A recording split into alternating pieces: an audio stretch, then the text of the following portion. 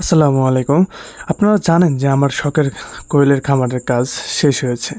তাই আমি কয়েকদিন ধরে কোয়েলের সন্ধানে চারিপাশে ঘুরে বেড়াচ্ছিলাম। আমাদের চারিপাশে যেখানে আশেপাশে কয়েক জায়গায় খোঁজ খবর নিচ্ছিলাম যে কোথায় ভালো মানের ভালো বাচ্চা পাওয়া যায়, ভালো মানের ভালো একটু বড় সাইজের কোয়েলটা পাওয়া যায়।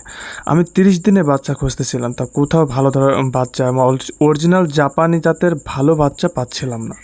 তাই অবশেষে একটা জায়গা সন্ধান পাই যে গোপালগঞ্জ থেকে একটু ভিতরে প্রায় ১০ থেকে ১৫ কিলো ভিতরে সোহেল ভাই নামে এক ভাইয়ের খামার আছে। তো সেখানে যে আমি ৩০ দিনের বাচ্চা তার কাছে দেখতে পাই। তো আমি বাচ্চার অর্ডার দিয়ে আসি। ওই দিনকে আমার আর আনা হয় না, যেহেতু আমি বাচ্চা দেখতে গেছিলাম বাইকে করে, চারিপাশে ঘোরাঘুরি করছিলাম, যার কারণে ওই দিনকে আনা হয় নাই। পরের দিন আমি অটোতে করে বাচ্চা আনতে যাব।